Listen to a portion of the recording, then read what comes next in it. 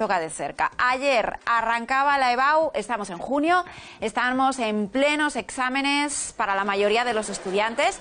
Hoy nos queremos fijar en esto. ¿Cómo deben estudiar los alumnos? ¿Dónde? ¿Cómo podemos ayudarles los demás? ¿Qué les viene mejor? Y si al final los nervios les pueden jugar una mala pasada a la hora de hacer los exámenes. Hemos querido salir a la calle para preguntar precisamente por este asunto, por el de los nervios ante la prueba final. Pero sí, te ponías muy nervioso, eso es cierto. Sí, pienso que sí.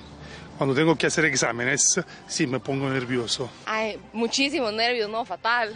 Estudiaba montones y no, mucho ejercicio para controlar el estrés. Bueno, pues respirar profundamente y centrarme un poco en lo que iba a hacer y poco más. Claro que sí, toda la vida, desde muy pequeño. Pero pues hay que estudiar siempre, hay que echarle ganas. A ver, es que yo estudiaba mucho, entonces yo llegaba a los exámenes muy tranquilo, la verdad. O sea que el truco es estudiar mucho para ir seguro. Sí, yo creo que sí, vaya. El truco es estudiar. Paloma Martínez Peraza, buenas tardes, bienvenida. Buenas tardes. Javier Segura, ¿qué tal? Muy buenas. Esa es la palabra clave, ¿no? Estudiar. Hombre. Pues sí, desde luego que es la clave. Dice Gregorio Luri que no hay mejor método pedagógico que los codos. O sea que el estudio es clave. Bueno, Javier, ibas a decir... Sí, que iba a decir que estudiar obviamente es importantísimo, pero hay muchos alumnos que estudian y luego, bueno, muchos, hay algunos, y luego los resultados no son tan buenos, ¿no? Entonces, eso también es importante porque yo creo que eso hay que analizarlo un poco. Ver qué está fallando, claro. Claro, ¿por qué Sí. se puede producir eso? Hablábamos hace un minuto de los nervios que nos despistemos. Hablábamos ayer de las faltas de ortografía también, no sé, ¿por qué se puede producir eso, Javier? Bueno, yo creo que hay que tener en cuenta que lo que es un proceso de aprendizaje, enseñanza-aprendizaje, tiene como varias fases, ¿no? Entonces, hay una primera que es lo que es la recogida de información, cuando, digamos, eso que el alumno quiere aprender. Luego hay un momento en el que el alumno acoge todo eso, lo metaboliza y lo hace suyo. Y luego hay otro momento en el que tiene que expresarlo. Entonces, en lo que es el estudio, hay que ir evaluando cada uno de esos momentos, porque igual el alumno recoge mala información, o igual el alumno no es capaz de hacerlo a suyo, o igual el alumno sí ha sido capaz de todo eso y luego lo que le falla es precisamente quizás más la técnica del examen, ¿no? Entonces, yo creo que eso, lo digo porque a veces un alumno suspende. A mí me ha ocurrido, ¿no?, con algunos que dicen, pues si estudia 5 horas diarias, ¿qué está pasando? Bueno, pues algo no funcionaba y no era el tiempo que dedicaba, ¿no? Entonces, bueno, a la hora de evaluar, que creo que es lo central, la evaluación, hablando de todo esto, hay que evaluar dónde, en caso de que haya un suspenso, dónde está la causa, ¿no? Claro, es que es verdad que es lo que se pone hoy sobre la mesa, ¿no? Si los exámenes al final se debe dejar ahí todo el peso de la nota del alumno, ¿vosotros esto cómo lo veis? Bueno. ¿Cambiaríais? Porque es verdad que yo creo que el sistema educativo ha ido evolucionando a lo largo de los últimos años, pero el examen de momento no se ha quitado. No se ha quitado quizá porque es la herramienta, aunque parezca lo contrario, es la herramienta más objetiva de las que existen que tenemos para evaluar. De hecho, yo creo que si hiciéramos una encuesta a los profesores, la mayoría están a favor de los exámenes y eso ya nos dice mucho sobre por qué los exámenes son útiles. Tenemos que pensar que entre los argumentos a favor de los exámenes está que evidencian el esfuerzo, al menos no sé si tenemos alguna otra técnica mejor, que son muy útiles para el profesorado porque al profesor le ayudan a ver dónde se está fallando, en qué contenidos a lo mejor los alumnos no lo han entendido bien y hay que volver a eso. Además es que está comprobado que desde el punto de vista memorístico el ejercicio que hacemos cuando hemos aprendido algo de memoria y luego tenemos que volver en el examen a eso que tenemos en nuestra memoria, eso es una clave para el refuerzo del contenido, no solo a corto plazo, como se piensa. Muchas veces decimos, bueno, es que en el examen yo me aprendo una cosa y lo vomito prácticamente y ya está. Sino que a largo plazo está demostrado que ese esfuerzo que hacemos de recordar algo que hemos estudiado también contribuye a que lo recordemos a largo plazo, o sea, casi toda la vida. Entonces, bueno, pues yo considero que los argumentos a favor de los exámenes son mayores que los argumentos en contra. Entre los argumentos en contra, lo hemos visto con las encuestas estas de la calle, pues los nervios, evidentemente la ansiedad, el estrés, pues sí, claro que genera estrés o ansiedad, pero es que en la vida pues pues nos vamos a enfrentar muchas veces a situaciones de estrés, por ejemplo, una entrevista de trabajo, bueno, tantas cosas, ¿no? Y no es malo, lo malo sería un estrés crónico, pero que puntualmente pues un niño esté más nervioso porque tiene que hacer frente a un examen, yo no lo veo un problema realmente. Yo me voy a ir levantando para dar datos, porque la verdad que son muy interesantes y sobre todo, bueno, días claves ahora que están con la selectividad. Sí, porque hay que hablar del tiempo de estudio, como decías, Javier, que no siempre, por más estudiar, eso se traduce en un buen resultado. Las técnicas de estudio, ¿no?, también juegan un papel fundamental en esta situación. Muy, ¿no? muy importante. De hecho, las técnicas es expresa de preparar el examen, ¿no? Lo primero yo creo que es básico es estudiar, pero estudiar programando bien, ¿no? Con previsión, ¿no? Con previsión. Porque o sea, lo del atracón la día anterior no funciona. Eso desde luego no funciona. No. Pero uno puede hacer una buena previsión o una mala previsión. Sí. Es decir, si yo sé que voy a tener determinados exámenes, no me centro en el más inmediato, sino que ya voy regulando los tiempos de exámenes para ir estudiando las distintas materias, incluso previendo, ¿no?, pues qué examen tengo primero, pero no olvidando el último, ¿no? Claro. Sí que esa previsión previa, ¿no? Y luego, obviamente, hay algunos errores que yo creo que hemos cometido muchas veces, pero hay que repetir. O sea, por ejemplo, el no estudiar ese atracón la noche de antes, porque a un examen, especialmente uno de esta categoría, yo como la EBAU, hay que ir descansado, porque tienes que ir con toda tu energía, toda tu capacidad. Y desde luego, por ejemplo, no repasando hasta el último segundo, ¿no? Eso hay que dejar un tiempo de descanso quizá antes de hacer el examen, eso es recomendable. Sí, el día anterior, por ejemplo, o la tarde anterior, tiene que ser ya tranquila, relajándote y de forma que tú puedas ir con la plenitud de tus fuerzas a sacar ya lo mejor que puedas dar. Pues vamos a ver cómo está el panorama. ¿Cuánto estudian nuestros chicos? ¿Qué asignaturas? ¿Cuáles son esas cifras, Lucía? Vamos a verlo, Raquel, porque el 94,6% de los estudiantes que se presentan a la EBAU, a la prueba de selectividad genérica, aprueban. Y además lo hacen con una nota media de un 6,9. Vamos a ver más datos porque la nota media de acceso a grados de aquellos alumnos que vienen de bachiller es de 7,6 para las mujeres y de 7,3 para los hombres. Vamos a ver las notas de corte que piden para las carreras, porque aquellas que son algo más bajas, es decir, de un 6 o menos, pues son Derecho, Turismo, Pedagogía, Lenguas Modernas, Historia del Arte, Podología y Terapia Ocupacional. Pero también hay notas de corte que son más altas, ya saben, esa es la exigencia. Nota de un 13 o superior, ya saben que pueden sacar a los alumnos en selectividad hasta un 14. Pues son biomedicina, medicina también, física, bioquímica, ingeniería biomédica, ingeniería, filosofía política y economía. Y para acceder a estos grados, pues lógicamente hay que estudiar muchísimo. ¿Cuánto le dedican los alumnos más brillantes a la semana? Estamos hablando de alumnos cuya media es superior, atención, al 9,5, ¿eh? Pues bien, el 36,2% sostiene que estudia más de 10 horas a la semana, un 31,5% dice que estudia a la semana entre 5 y 10 horas y el 27,4% le dedica a los estudios 2 o 5 horas a la semana.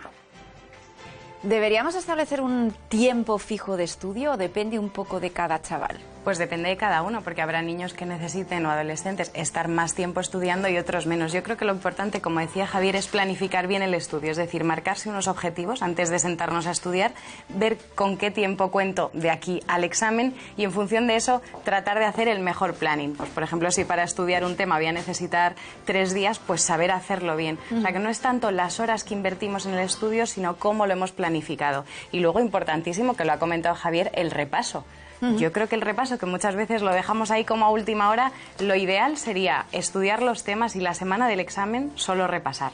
Eso sería lo ideal. Llevarlo al día, básicamente. Llevarlo al día. Eso es lo que más cuesta, yo creo. Y me llama la atención esto de las horas de estudio que eran semanales. Claro. 10 a la semana, supongo que es no hacer deberes ni nada, solo estudiar, ¿no? Claro. Para bachiller no me parecen tantas, ¿eh? 2 horas por día, ¿no? Si echamos la cuenta, claro. Bueno, y de hecho yo creo que sí que merece la pena hacer un buen horario con 1 hora de inicio y 1 hora de final del estudio, porque eso al alumno le permite, al alumno y a los padres, pero ya estamos hablando de chicos, chicas mayores, le permite comprobar como con ítems muy claros, si he empezado a estudiar a tiempo, si no, si lo he dejado, cómo he rendido, y un mínimo tiempo. Yo creo que siendo sinceros, 2 horas diarias de estudio en bachillerato. Sí, no, la cosa es mantenerse ahí. Claro, no, pero que no. Pero si no acumulas en el fin de semana o previo al examen, pues ya. No, pero que hay que empezar a estudiar esas horas y luego, vale, en los exámenes apretar un poquillo más, pero que ese estudio continuo yo creo que lo estamos perdiendo y que hay que, bueno, pues actualizarlo. Puede ser una de las claves. Y luego muy interesante de la encuesta, bueno, hago aquí una publicidad, es verdad que las carreras de enseñanza, etcétera, normalmente la nota de corte suele ser baja. En los países en los que la educación está mejor, suele ser precisamente una nota de corte muy alta, porque lo que quieren es que los mejores sean los que van a enseñar a los alumnos. Bien pensado. Si hiciésemos eso, es decir, si magisterio, hablando así, no fuese la última de las opciones, sino que fuese una opción exigente para los mejores, también tiene que estar bien remunerada, etcétera, ¿no? Pues seguramente también empezaríamos a hacer un giro en la educación, ¿no? Me llama la atención la carrera de economía. Ha subido muchísimo en estos últimos años, ¿eh? Pero como... Están las cosas económicas muy... Madre mía, totalmente. Un tercio más. Soluciones. Sí, es que antes entraba con un 5 o 6 pelado, vamos. Sí, también depende mucho de la universidad. Claro, o de la demanda, ¿no? Si mucha gente demanda eso, tendrán que poner las notas de corte más altas. Lo que sí que hay que tener en cuenta es que en la selectividad, en la EBAU, tampoco nos jugamos tanto. O sea, que muchas veces tenemos como, cuando somos jóvenes, ese miedo a la EBAU, pero realmente un 40% de la nota es la EBAU y un 60% es el bachillerato. Realmente donde nos jugamos la nota de corte es en el bachillerato, y por eso es tan importante el hábito de estudio, porque el bachillerato son 2 años, y si en esos 2 años hemos ido estudiando diariamente 2 horas, ya lo hemos visto, que ese es el éxito, 2 horas diarias generando ese hábito, vamos a tener muy buenas notas y vamos a llegar a la selectividad pues más tranquilos y sin tanta presión. Realmente yo creo que la selectividad es casi como un rito iniciático más que otra cosa. O sea que sí. Bueno, si os parece, vamos a hablar con alguien que sabe mucho sobre las evaluaciones, que es Horacio Silvestre, doctor en Filología Clásica y director del Instituto San Mateo, que tiene el Bachillerato de Excelencia de la Comunidad de Madrid. Buenas tardes, Horacio. Hola, buenas tardes. Encantado de estar otra vez con vosotros. Horacio, ¿cuál dirías que es el valor real de las evaluaciones? ¿Por qué son importantes? La evaluación está implícita en el proceso de aprendizaje, porque si no, ¿cómo se sabe si lo que se ha enseñado se ha asimilado? Si no se sabe si se ha asimilado, no se puede progresar. Es absolutamente necesario el evaluar. Todas las corrientes pedagógicas que denuesten eso están equivocadas, porque lo que hacen es eliminar en sí uno de las funciones que tiene la escuela, que es evaluar, o sea, saber qué es lo que se sabe y a partir de ahí poder seguir. Y por otro lado, si no se evalúa al alumno, se le está estafando, porque tampoco va a saber exactamente cuál es el producto, por así decir, que recibe, si es bueno, es malo o es regular. Porque si no aprende nada, o si no se sabe lo que ha aprendido, pues no puede saber ni él mismo lo que puede seguir aprendiendo o puede no aprender, claro. Además, Horacio, ¿qué tal? Muy buenas tardes.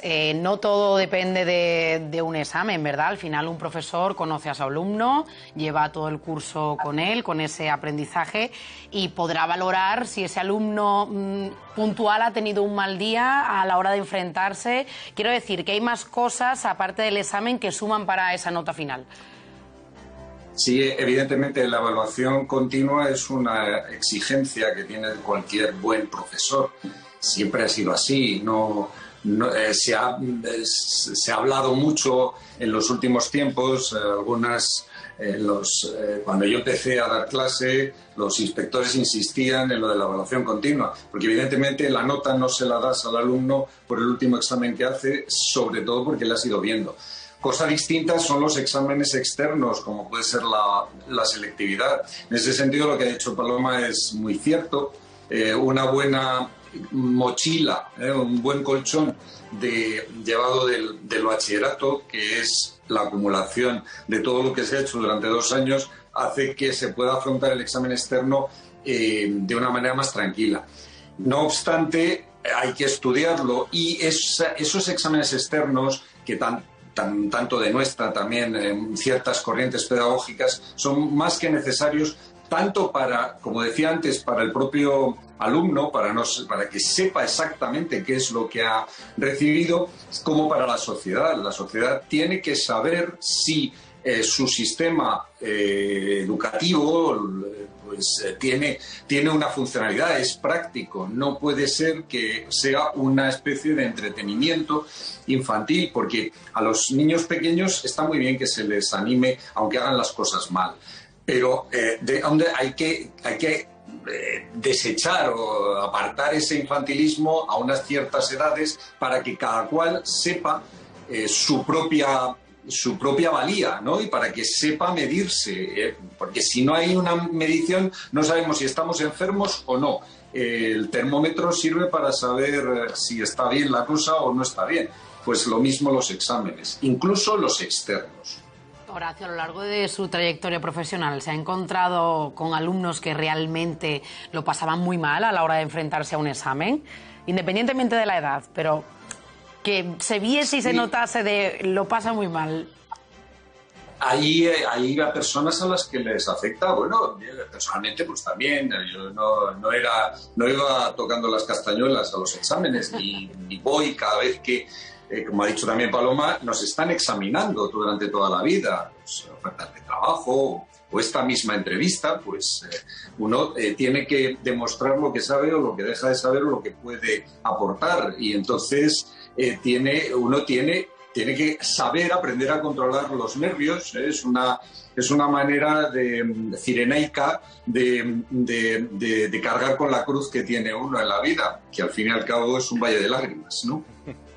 Horacio, yo quería preguntarte también por el tema de la nota numérica, porque hay algunos colegios que están empezando a eliminar la nota numérica y a sustituirla por otro tipo de calificaciones, incluso por comentarios. Entonces, ¿a ti esto qué te parece?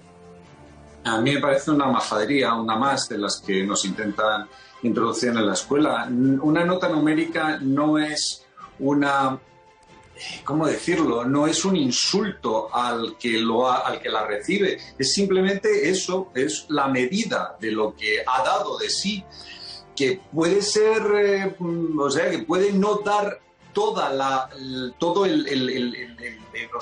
imagen, toda la foto, todo el retrato de su valía, pero es un retrato y hay que defenderla. Esas fantasías pedagogistas de que no hay que evaluar inciden en lo que decía antes de que se produce una estafa, porque si no evalúas no vale nada lo que haces. La última vez que estuve ahí con vosotros me preguntabais no sé por qué y citaba lo que regularmente cito, que es el comentario de Rostovtsev sobre la ciudadanía romana extendida a todos los habitantes del imperio. Cuando se extendió la ciudadanía romana a todos los habitantes del imperio, la ciudadanía romana terminó de tener valor. Ya no tuvo valor a partir de entonces porque todos podían serlo y también ninguno. Es decir, no valía nada. Pues esto es lo mismo. Si no se puede establecer un baremo objetivo, un baremo comprensible, las matemáticas al fin y al cabo parece ser,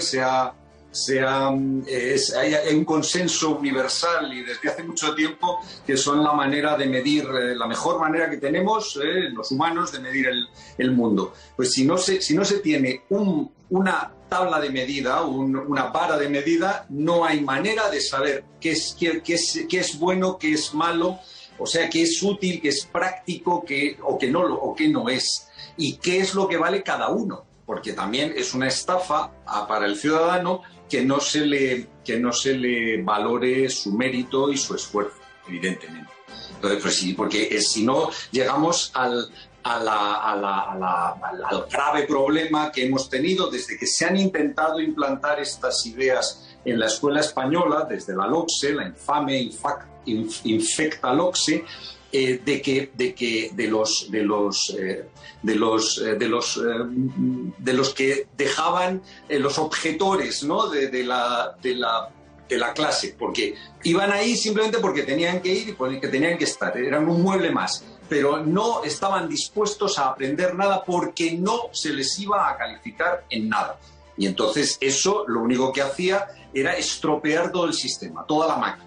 Toda la máquina, buena, mala, regular, más rápida, menos rápida, más chiripitifláutica o menos, que era la escuela. Ese es el problema. El problema es que la vagancia o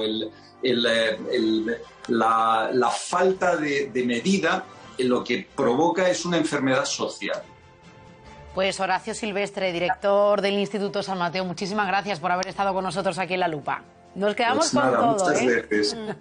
Con eso de que los exámenes pues son imprescindibles, fundamentales, y es como se tiene que evaluar al alumno. Y yo creo que también, como decía, es justicia para los que estudian, porque evidentemente no lo es todo. En este país hay una evaluación continua en la que no solo cuentan los exámenes, sino el día a día de los alumnos, los trabajos, todo, pero también es, yo creo, una recompensa para quien se esfuerza y lo demuestra. Bueno, muy interesante todo. Habrán tomado nota porque ya le digo que estamos en plenos exámenes. Nosotros preparamos ya el tema para la semana que viene. Paloma, Javier, gracias. Gracias.